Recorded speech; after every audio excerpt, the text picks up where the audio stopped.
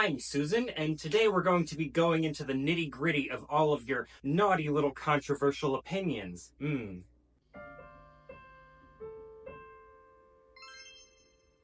You're gonna get canceled for this. So a couple months ago, I asked basically everyone who follows me on Instagram, and if you want to give your own opinions later too, you'll follow me there. Send me their controversial drag opinions, and then I posted them and had them vote on whether they agreed or not. And here are some of the more controversial ones. First controversial opinion is shows with only lip sync numbers are boring. Here's the thing about that. Lip syncs are real easy to do for the venue. I don't think it's boring necessarily. Do I agree? I'm gonna kind of disagree. I think anything has the capacity to be boring. Next we have breastplates don't look like real boobs, and the person who invented them obviously hates women. I know a lot of trans women with dysphoria get breastplates to feel more themselves, so it's not really my place to comment on this, considering that I really love I love not being in drag. I do. I love not being in drag. It's my favorite. I feel like there's good intention in trying to make something for someone to feel more themselves. I'm gonna give the maker of breastplates benefit of the doubt and say kind of no. I'm sorry, women. Next we have RuPaul's Drag Race is mid. Could not agree more. It's not as fun anymore. I feel like it's so oversaturated that people don't have time to miss it. Sporty boys playing all their footballs, they don't have football all year round. We don't have to have Drag Race constantly. It would be nice to have a break. Make us miss it. I am begging you, make us miss it. So yeah, it's mid. Sorry. All drag stems from and can learn from pageant drag, and I mean all drag. Yeah. No, yeah, seriously. I 100% agree with this one. I have a lot of opinions based on what I've witnessed where there's a distinct lack of professionalism that I'm not the biggest fan of. One thing about pageant drag, while a lot of people assume it's just about being catty and manipulative, it's really professionalism first, then catty and manipulative, and then good drag. So in regards to learning something from pageant drag, I think there's a lot of history that is worth learning about, and I think there's a lot of lessons in how to be in a structured drag environment. Drag is very open-ended, and it needs more structure. So yeah, I agree. I agree with that one. Next, we have Drag Race Seasons 1 through 10 are not as good as Seasons 11 through now. I feel like there might be recency bias. I really do like the older seasons. The older seasons were very organic. They felt a lot more real. And nowadays, we're getting a lot of self-editing, a lot of meta-commentary of the queens who realize that they are on a show and are going to be perceived by you, the audience, the obsessive audience so hungry for content that you're watching me. I'm gonna disagree slightly. Maybe after some time passes, but I feel like the classic seasons really are where it's at. I like them a little bit more. Sorry, everyone. Wet wigs are disgusting. This shouldn't be controversial. Wet wigs are awful. For me, I can't even say it. A wet wig is going to have no volume and no style, and I know this wig has no volume and no style, but this is my bad girl era. I'm bad today. And sometimes being bad today means being bad at drag. But yeah, apparently they put glycerin in their, I don't even know what that is. Nitroglycerin in their hair, and instead of exploding, it just gets ooey gooey grossness everywhere, and it's kind of like having a child. Ugh, gross. Next, we have lifted lace is worse than lumpy pads. Ooh. Yeah. A lumpy pad, you can disguise that with fishnets, with an outfit that better hides it. You can't really hide your face. Valentina tried, and it did not work out so hot for her in season 9. Lifted lace, I just don't know how it happens. Like, this is glued down so damn tight. I snagged it on the door, and I just, like, got yanked Like across the room, this used to be 40 inches down to my coolie, and I had to cut myself free. I'm sorry, I'm lying to you. I'm just so bad. I'm lying. I'm bad. I'm a bad person. I'm a bad girl. Yeah, I didn't study for Algebra 4. Next, we have Fantastical drag is better than classic drag. Sometimes it is, and sometimes it's not. I think the people who do it well do it very well, and the people who don't do it well do it very, very poorly. I think fantastical drag has a higher capacity to be impressive, but overall, I feel like classic drag is an easier baseline to hit. So on average, I think classic drag is going to look better, but fantastical drag has the capacity to be better. Do that make sense? I don't know what I'd vote for that. I guess I'm gonna say kind of disagree, maybe kind of agree. I'd flip a coin. I'd skip this question. I don't know. That's a good one. That's a good one. You got me there. Next we have high heels don't make your drag good, but if you're not wearing them, it makes your drag bad.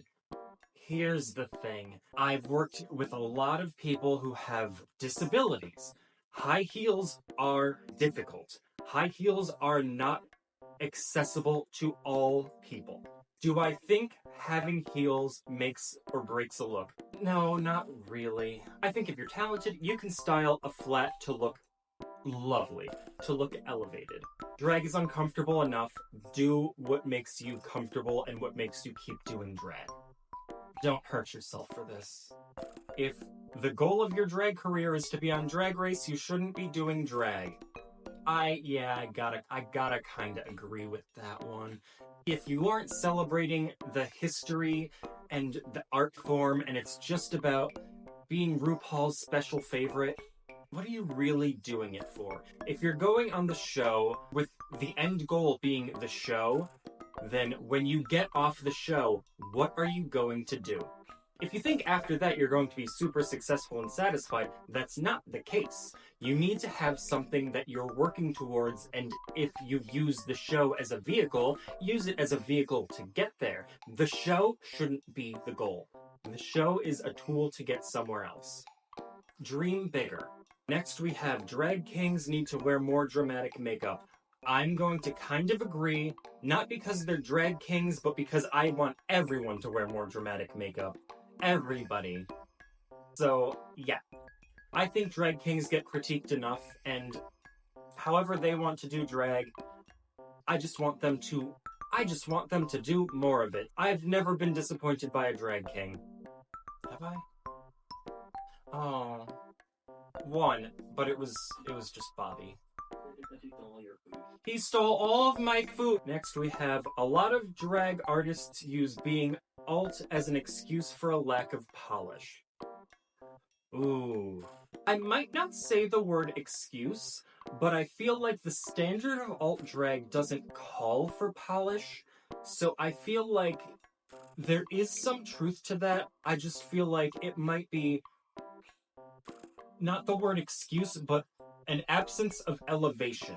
I think some people get complacent in their alt drag because they feel like because it's alt, it's just whatever they want it to be and don't feel pressured to do more. I love drag. I want everyone to do more. I want everyone to want to do more. I want everybody to look at everything they've ever done and say, what could I have done to make that better? I feel like I don't see that as much in alt drag artists. They're so emotional and attached to what they're presenting that they don't see that just because it's being critiqued to be better, that it's an insult or that they did bad. There's just always room to grow, and humility breeds talent. Listen to other opinions and decide based off of whether you agree or not, but genuinely listen. Listen for the intention. They might be trying to help you, not trying to hurt you. Next we have, your performance skill doesn't make up for being busted.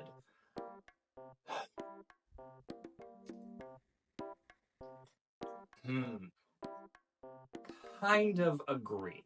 I think if you are self-aware enough to know that you are busted, if you know you're crunchy and you embrace that and build your numbers around the fact that you don't look the best, so you overcompensate for that, I think that does make it okay. But I think performance alone does not fix that. The audience is going to see they're going to see the errors and the mistakes, and they're going to see the weakness in you, and they're going to eat you alive. Next we have the tips don't matter, getting to express yourself matters more. Strong no, and we're going to have a little history lesson. Back in the 1960s, 1970s, when trans women weren't able to get jobs, to stay off of the streets and not have to prostitute themselves, they were doing drag.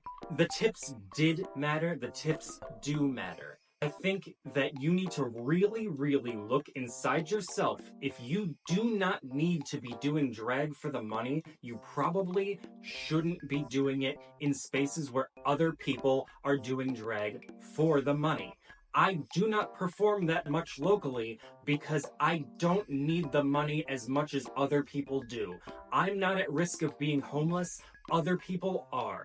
You have to think about others. We are a group. We are a community. We thrive together. We do not thrive if we are selfish. Next, we have drag should not be confined to displaying gender archetypes.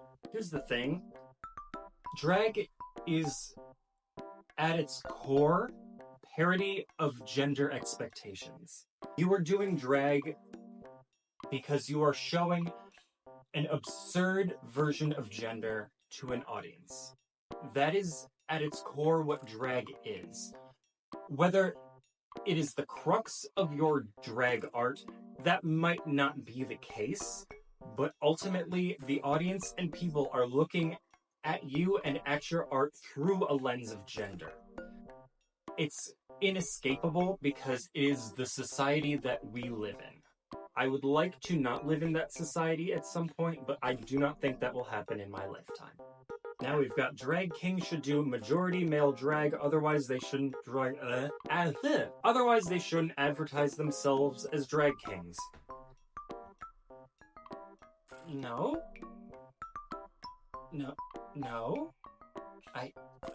If you're a drag king, you're a drag king. If that is how you perceive your drag, that's just how it is, I think. Hey, I'm done. Wow, that was... Oh boy, that was real controversial, wasn't it?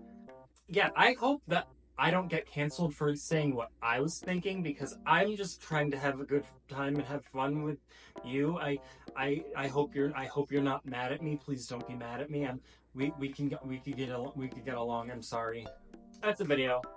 I'm trying to do this more frequently, and I don't have a thing for praise, but it feels good. If y'all could just like and subscribe, I kind of want to get out of the triple digits. You